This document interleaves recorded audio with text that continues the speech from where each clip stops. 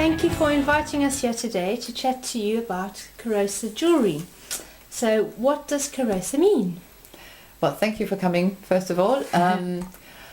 Karosa, actually, the name is an amalgamation of three names, and it's my own name, Karin, my husband's name, Rob, and our daughter, Sarah. Oh, that's beautiful. And basically, that came about 2 years ago when I was thinking about how to call my business. Okay. So, and how did you get into jewellery making? it's quite a long-winded story, but it really goes back to my teenage years when I was given a kit to make some silver-plated jewellery from a relative, and I actually really took to it and loved doing it. Didn't have the opportunity then to actually carry it on though, and I was taken into a completely different direction and actually into food retail. That was my parents' business, and I was taken in a way that route. And then after moving to England, I basically we had a family very early on, and then life went a completely different way again with different jobs, and eventually at about the age of 40 I enrolled in an art and design course, and that's when I felt really I was doing what my love is, and that is to work creatively. And first of all, I combined my artistic talents with another lady who makes braided jewellery, and basically we made silk braided necklaces using the kumihimo Japanese technique. This then went on for a few years. I think altogether we worked for 6 years together. But then decided that we needed to do our own separate thing. During those 6 years, I learned how to work with silver, and I found it just really therapeutic.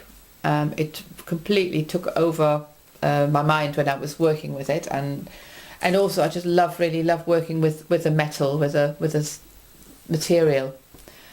So what started off really, it was a bit of a hobby, a sideline to that, making those necklaces, then eventually became my main interest via pottery as well. I did do pottery at an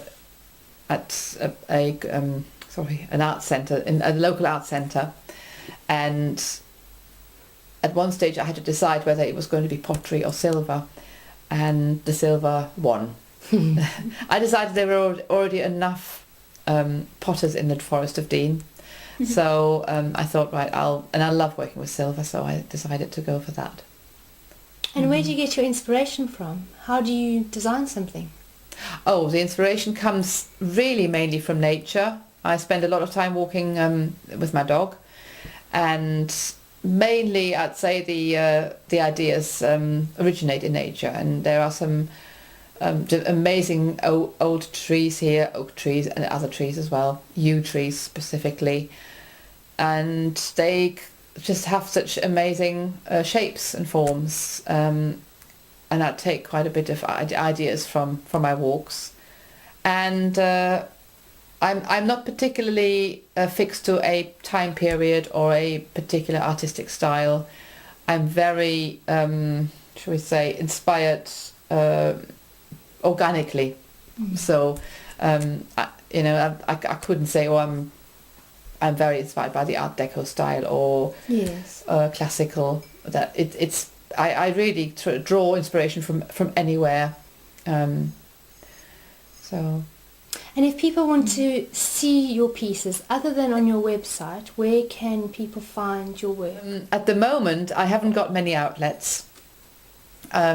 People can actually come and visit me at my studio in Clearwell, and I have a small selection of jewellery in Taunton at Bishop's Hull House, and hopefully I will be able to get a few more outlets. But I like the personal collaboration with people, because I do bespoke work as well, so Yes. I can make their own designs up.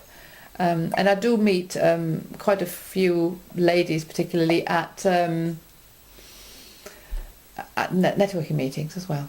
Okay. So,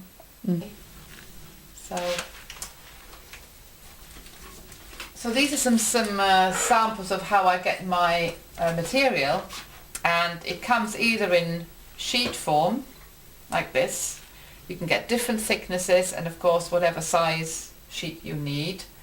And then there's wire, again also in different thicknesses, 1mm, and these are thicker wires. You can go up to 4mm, I believe, which is, this is 2mm, so okay, so it's all different sizes are available. So when I work with sheet, for example, I usually saw out a pattern, and using the piercing saw, this one here, so and that's just used on the bench peg here. All the dust and the offcuts, they are collected on the leather, a piece of leather underneath, because it can be reused. It can be melted down. I can also saw out, I can saw out maybe basic leaf shapes like these, or more complicated things. So this brooch would have started off as a piece of sheet like this. So again, this is sawn out on a piece of sheet where the pattern is being drawn on, and then afterwards part of it has been hammered. So I'd use a hammer like this, and just hammer the edges like that. Okay, and then to make it into a brooch back is then made and put onto it. Okay, that's how a piece of plain sheet turns into a brooch like that. The wire can be used to make very simple rings like these, made into earrings. The wire is wound 3 times into an oval, and then a torch is used, a blowtorch is used to half melt the wire, and I would do this on this block here.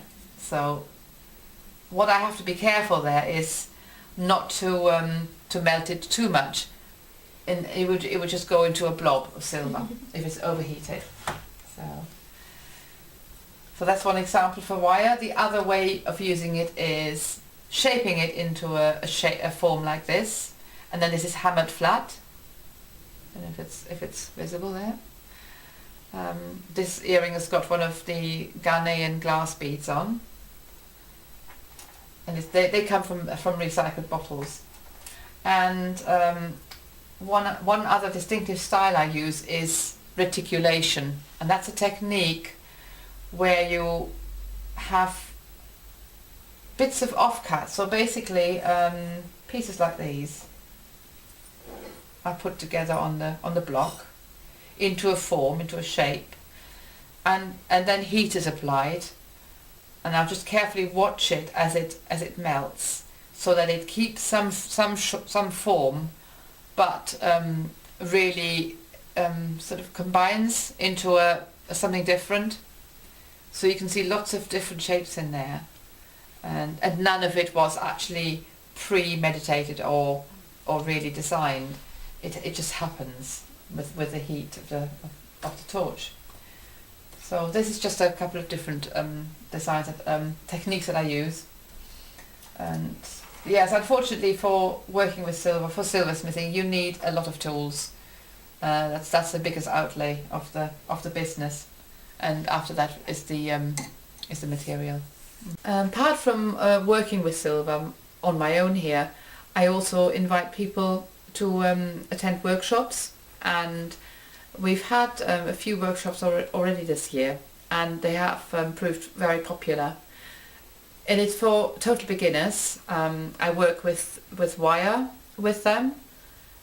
That's usually the beginners workshop, and we make something like a ring like this. That's an option, and actually it's great fun for people to find out how to work with a material. And most of the people who've come here have never done it before. Maybe one or two have had a little dabble with it in the past. And one particularly really exciting workshop I did was with a whole family, and there were 3 generations here. There was the grandmother, the daughter with her 2 sisters, and then 2 daughters of those sisters as well, which was a great experience, and they all loved it. And I had the feeling that the grandmother enjoyed it the most, which I thought was really, really brilliant. So it's a really good idea for maybe a family outing, or friends to get together, even possibly a hen party, if anybody is looking for something that little bit different. And they're not expensive. The costs include usually in the material. And to find out details, you can find the Rocks Jewellery Workshop on Facebook, which is linked up to Karosa Jewellery, and you'll find all the details of upcoming workshops on there. And my website also, I try and put some information on there as well when I remember to do that. And the website is www.karosajewellery.co.uk, and on there you'll find all sorts of different designs and inspiration for your next piece of jewellery that you might want to buy yourself or have bought for yourself. Gift vouchers are available as well.